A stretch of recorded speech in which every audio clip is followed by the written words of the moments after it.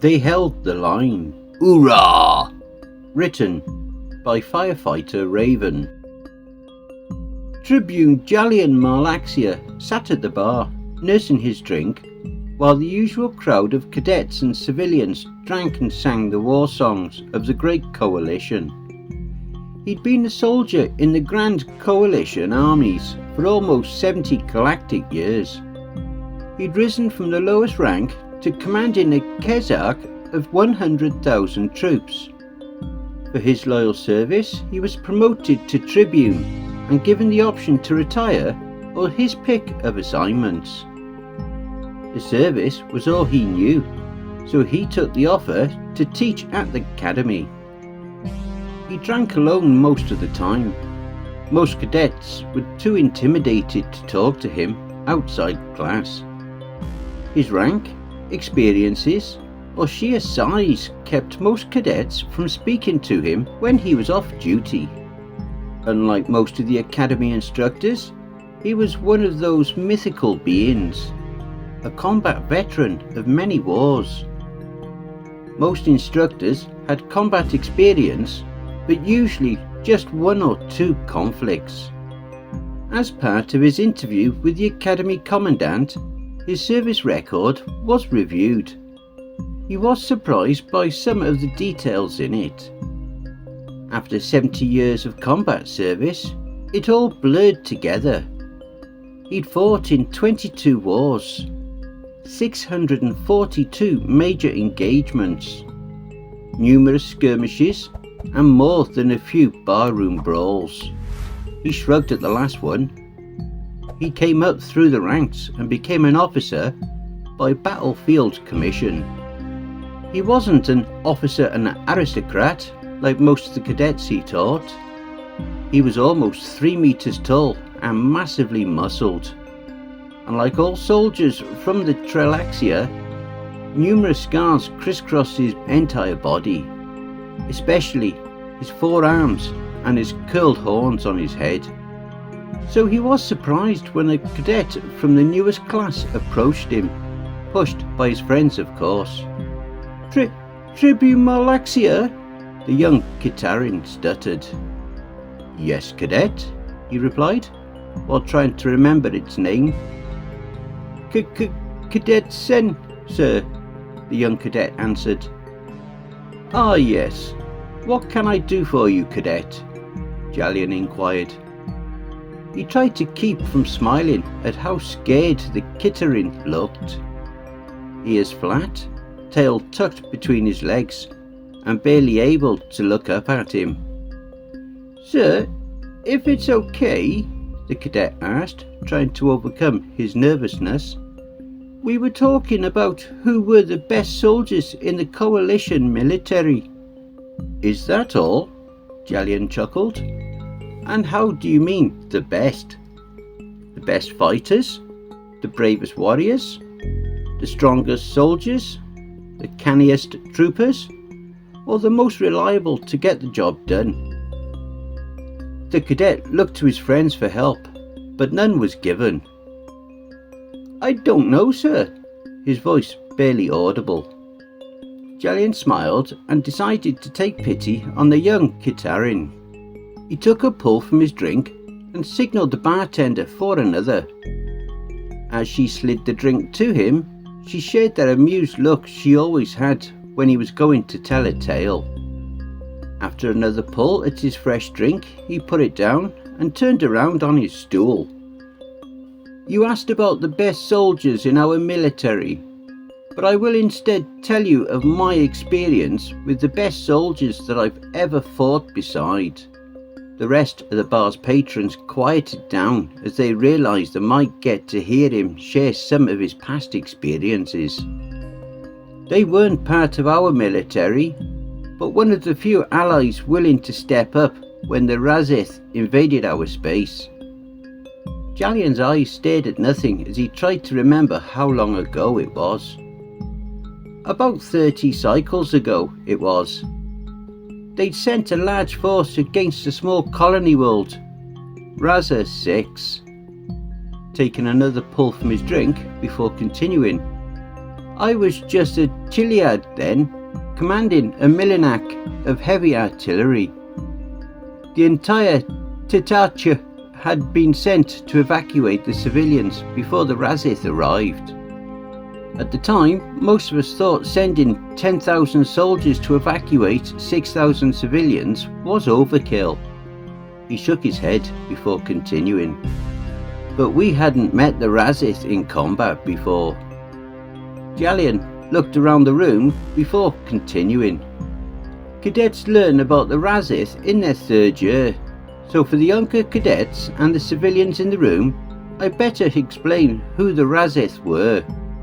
The Razith were a species that originated from the fringe of the Xanatic sector out on the galactic rim. That area had never been explored, being so far out. It was later found to have contained several sapient species, all conquered by the Razith. What did they look like? One of the cadets piped up. Jalian turned to look at the cadet. They were big, only slightly shorter than me. Their lower body was sinuous and having no legs, they moved by lateral undulation. Their dorsal side was covered in short spikes that ended in a stinger that could inject paralytic venom in some species. They had 2 arms that ended in a 6-digit manus with retractable claws, and another pair of appendages that could function as arms for grasping or be used to increase their speed when moving. They had 2 sets of eyes, one for normal light and the other for low light. They had a wide maw with rows of sharp fangs for ripping apart flesh and meat. Their whole body was covered in tough scales that sometimes deflect laser and plasma bolts if you didn't hit them square on. Draining his mug, Jalian continued. To them, other sapients were either food or slaves. He looked around to see the entire bar focused on him. A delegation sent to make contact after they attacked a small outpost found that out the hard way. Only one of the group was allowed to live to deliver a single message: surrender or die. The Gitana Council didn't take them seriously and put together a small fleet to punish these upstarts.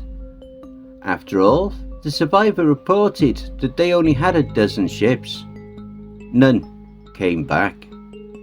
Jalian drained the rest of his drink and set the mug on the bar. A recon ship that had been sent out returned with word that the Razith fleet were far larger than reported. Hundreds of capital ships, thousands of escorts, and what we assumed were troop ships.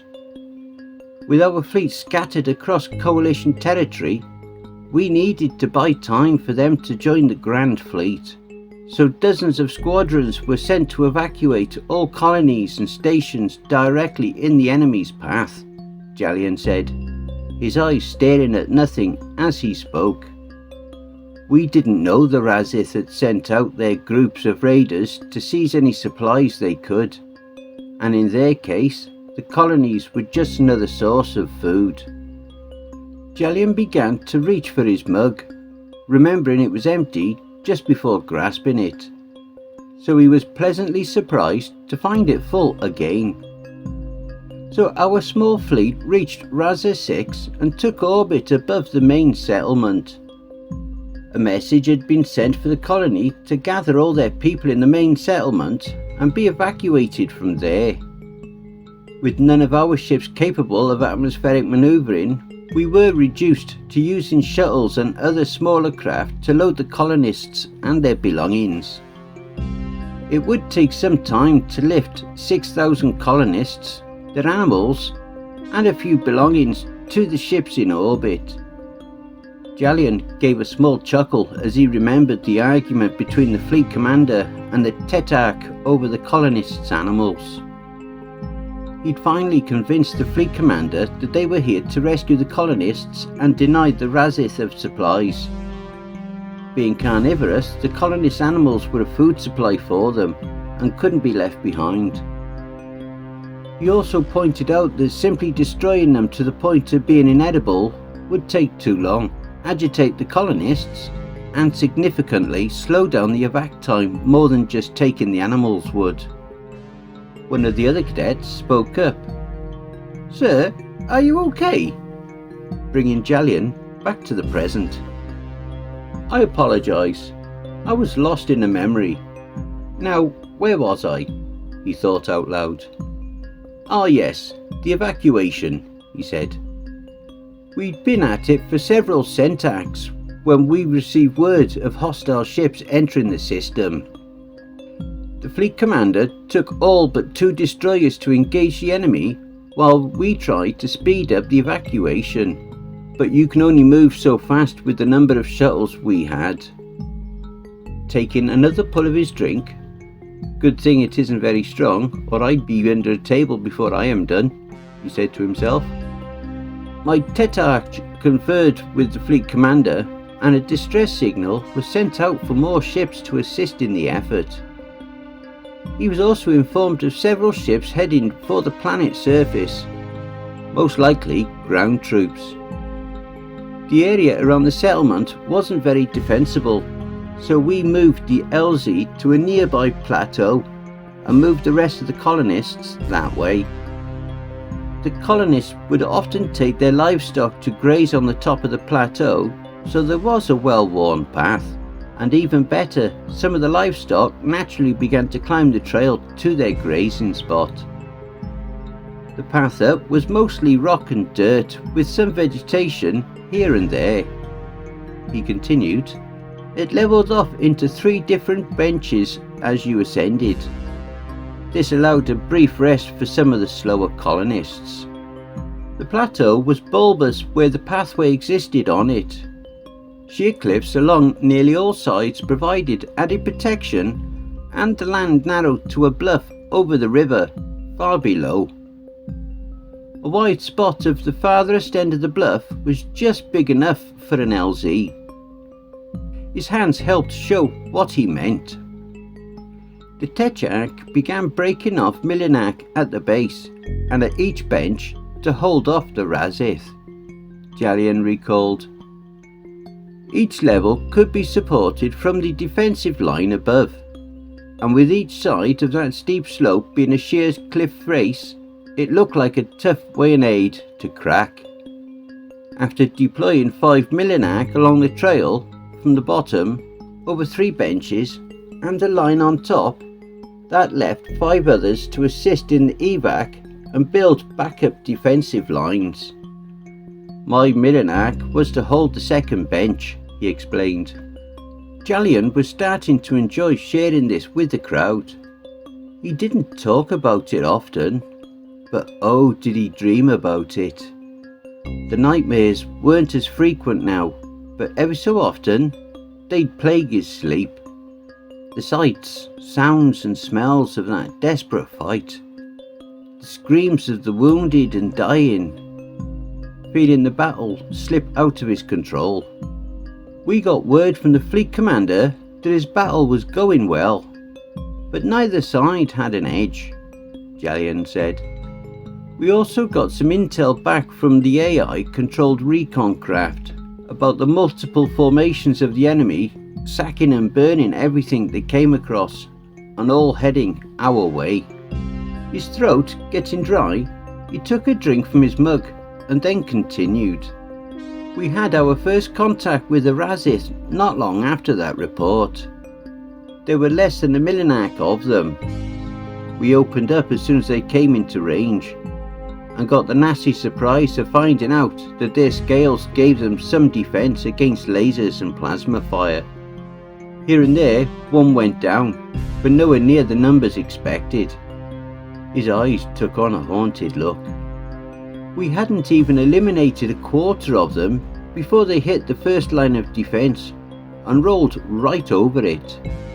A favourite tactic was to grab one of our troopers with the lower set of appendages on the torso, entangle them, and then either bite into them, sting them with their tail, or simply rip them apart. I'd never seen such savagery, at least by that time of my life. By the time we drove back, over half the first Millinac were dead, dying, or seriously wounded. They'd also dragged a few poor bastards back with them, and we could hear their agonizing screams. The Tetak sent some of the troopers from the plateau to remove the wounded and dying. The dead were piled up and incinerated with thermocharges. Taking another drink, he continued. Normally, we would try to give the appropriate fallen funerary services, but we didn't have the time, and we knew what happened to our dead. He also sent more troops to reinforce the first line. Jalian paused before adding, "It wasn't enough. We barely managed to fend off 2 more attacks and had to abandon the first line of defence," Jalian said. "And even more worrying were more and more Razith arriving on the field. It was becoming obvious that we couldn't hold them off forever. Evacuation was only about halfway done, and we'd already lost over 1 Millinac of dead and wounded. Word also trickled down from above that Razith reinforcements had arrived to bolster their fleet." Jalian's eyes stared at the wall behind the cadets before he continued. "It wasn't going well for ships now, with 2 destroyed and 1 disabled. The Razith reinforcements also forced our transport ships to break orbit and flee from a pair of warships that approached them." Once again, Jalian's mind wandered as he remembered the hopelessness that engulfed those still on the ground. He shook off his thoughts and continued. "The next assault nearly destroyed what morale we had left. We found out the damn things could climb the rock walls. They were hitting us on every level and atop the plateau. It was no longer an organised battle, but a swirling mass of small groups fighting for their lives and to keep the Razith from the civilians." Jalian suppressed a shudder at the recalled fear of that chaos.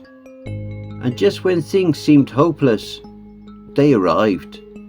Taking a long pull of his drink and taking a moment to focus his thoughts. Several people in the crowd asked the same question. "Who?" The entire crowd looked eager for the answer. "The humans." Jalian gave a simple answer. At the crowd's bewilderment, he explained, "Yes, I know that for most of you, your only experience is with their traders and travellers. They don't look that tough, but you'd be surprised at how tough they truly are. And their military forces are downright scary. They aren't as big or strong as other soldiers in our armies, nor do they have any natural weapons or armour. What they do have are units that function just as well independently as they do in larger formations. Their troops are well trained, disciplined and brave to the point of idiocy." Jalian gave a slight smile as he remembered the elation that someone heard their call. "I learned later that they were just a small fleet passing through a nearby system, but didn't hesitate to respond. Their half-dozen warships immediately attacked the Razith fleet in their flank and threw them into chaos. Their largest supply ship could land and take off from a planetary surface and had plenty of room to take the rest of us off the planet in one shot, but the plateau wasn't big enough to land on. But they solved the problem with human efficiency." Jalian continued. "They set down on a nearby ridge and used the shuttles to ferry people and animals over to it. It was a far quicker process than going back and forth between a ship in orbit. But I am getting ahead of myself. We were on the verge of being overrun when the noise I'd never heard before came from above and behind me. Humans in black body armour and firing projectile weapons were advancing down the path and firing into the mass of Razith fighters, and their weapons were far more effective than our energy-based weapons. They fired explosive-tipped projectiles that exploded on contact. This reduced the chance of a deflection to almost zero. Their shots just punched through the Razith scales like they weren't there. Jalian looked around the bar, seeing the crowd hung on every word. With their help, we managed to not only repulse the Razith from the path and plateau, but also their dropships chased them back to the settlement. Jalian drained his mug before continuing. I'd never seen a human up close before. They were bipedal and had a single pair of arms. After their leader removed her helmet, I also saw they had 2 eyes on the front of their face and 2 ears on the side of their head.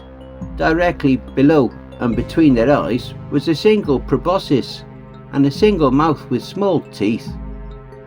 Most of them had some form of fur-like tufts on their head. The human commander came up to me, evidently familiar with our rank badges, and greeted me. I was effusive in my reply because they just saved our asses. Forgive me if I don't recall our exact conversation, but it has been a long time since that day. Jalian tried to recall as much of the convo as he could. She'd introduced herself as Captain Mendez of the United Terran Marines, and they thought they'd drop in to give a hand with these fucking jabbers. One of the cadets asked, "What's a jabber?" It was an insulting nickname for the Razith. When I asked about it, she just called it a classical reference. They officially called them Gorgons.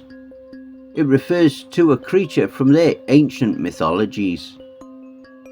Something to keep in mind: humans are fond of humour and understanding the difficulty or danger of a situation. They are also fond of calling things by nicknames, which could be good or bad. Human military personnel, most of all.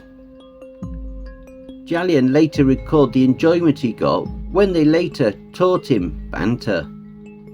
If a human likes you, they like to joke around with you.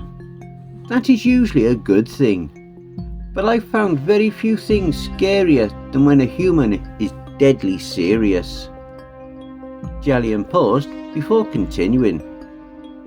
When they get like that, some serious violence is about to happen.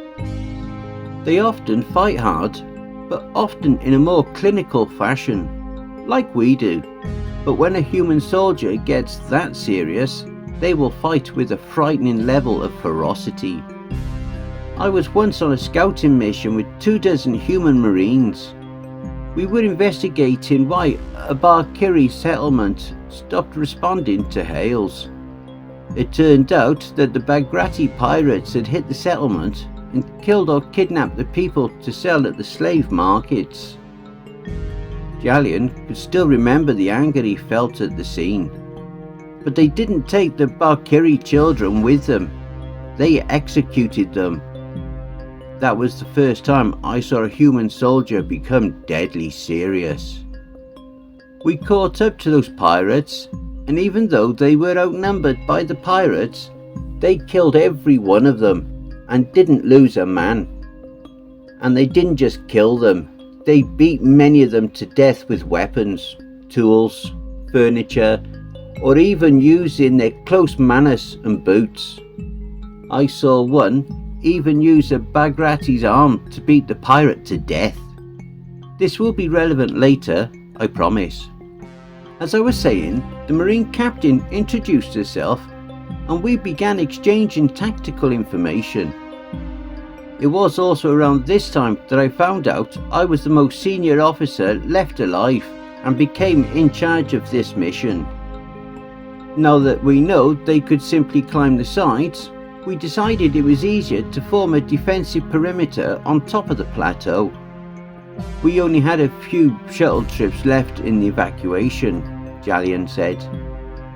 So we left a squad of human marines on the last bench and started to build a defensive line around the neck of the bluff. We also dug out a sheltered area for the refugees to hide, while waiting. That is also when I found out Captain Mendez only brought 250 Marines. I asked the captain about it and she smiled and told me each Marine is worth 10 of those damn jabbers. So we got them outnumbered. Several cadets laughed at that, enjoying the disdain shown to the Razith. I only had just over 4,000 combat effective coalition troopers, 1,000 of which I sent to guard the human vessel and to take all injured or dead. The Razith were horrible shots and preferred volume of fire over accuracy. I probably wouldn't be here if they could shoot worth a damn, Jalian said, kidding on the square. I placed half a Milinak with the refugees and spread some pickets along the edge of the plateau. Meanwhile, the humans took position on the front lines with a pair of rapid-fire railguns. We'd got the front line trenches and secondary breastworks dug when the squad of Marines came jogging back and said they were coming. Jalian took a pull at his nearly empty mug before continuing. I pulled in the pickets and we got ready to fight. The first wave came up on the trail, and as they burst onto the top, those rapid-fire railguns ripped them apart. Razith's body parts were flying everywhere, and in no time they swept the plateau clean of Razith soldiers. But we got word many more were heading our way. They attacked from the trail and by climbing the sides of the cliffs. 10 times they came, and 10 times we threw them back. The memory of the desperation came roaring back to him. The last time they got into the trenches where vicious melee combat broke out. The humans pointed out a weak spot under their chin that weapons fire or even knives could penetrate with ease. With this knowledge, we gave better than we got, as an old human saying goes. But the cost had been heavy. More than half of my remaining troops were down. Fortunately, more wounded than dead, Jalian said. And despite their much stronger armour, less than 100 Marines were still able to fight. But a bigger problem was all but 2 shuttles were still flying. The Razith shot down 2 and damaged 5 others heavily enough to pull them from duty. At least we finished evacuating the last of the refugees and their animals. Now we were ferrying over our dead and wounded. The Razith came again, and we barely drove them back. Jalian paused before continuing. It was at that point we abandoned the trenches and moved everyone that was left to the second line. Unfortunately, the rapid-fire railguns were out of action. There were only 60 Marines and just over 1,000 coalition troops in the defensive lines. Jalian looked out at his audience and saw they were intently focused on his tail. I took about half my troopers and built one long-last fallback position, just before the bluff opened up to the LZ. After that, there was nowhere to go. Each successive attack chipped away at our shrinking defence force. A steady stream of wounded flowed to the LZ, but finally the last of us would be evacuated on the next 2 shuttles, and that was when tragedy struck. During a lull, the surviving troops fell back and the Marines manned that last line of defence. I protested, but the human captain pointed out that their much heavier armour could allow them to retreat under fire better. With a great look of sadness on his face, Jalian continued. Word came from above that a large number of Razith ships were inbound, and the surviving coalition ships and human ships were forced to scoop up all their escape pods and what survivors they could get to on the wrecked ships and fall back to the ships stationed above us. We'd have time for the last 2 shuttles to make a run and pick us all up, and then we'd have to lift off immediately. There was a very small window of time before the fleet could jump, and the Razith reinforcements were in range. The first shuttle landed, and I got the last of my hail troopers and the last of the human and coalition dead and wounded. We lifted off to allow the other shuttle to land, but Razith's fire hit it and turned it into a brilliant fireball, crashing it into the valley floor below. 32 Marines, including Captain Mendez, were still on the bluff below. They'd fallen back to the LZ, with the Razith not far behind. I rushed to the cockpit to tell the pilot to go back for them, but he told me they were too heavily loaded. I suggested abandoning the dead to make room. He agreed, and I called the captain to be ready for pickup, but she said there was no time. She ordered the pilot to return to their ship and dock. She then called the freighter and told them to lift off as soon as we docked. I protested, but the pilot replied he had to follow her orders, Jalian said. I was still in the cockpit when she called the human fleet commander and said those 3 words I will never forget. Drop Thor's hammer. The human fleet commander made her repeat the order, and I could hear the sadness in his voice as he gave an affirmative to her reply. The captain simply replied, "OORAH!" Jalian drained his drink before continuing. And then I heard my pilot and what sounded like every human with a radio return the phrase. Our pilot mumbled something about Valhalla and practically crash landed us in the freighter hangar. We hadn't even dropped the ramps before I heard the doors clang shut and felt the engines roar as we lifted off. I asked the pilot what the phrase "drop Thor's hammer" meant, and he just turned on a monitor hooked into the fleet feed with the recon drone. The Marines were surrounded by the Razith and fighting hard with most of them down. Jalian sighed.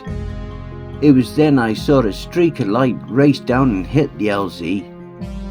It turned into a massive fireball, and then a massive plume of smoke and debris rose from it, into a hurricane fruit-shaped cloud.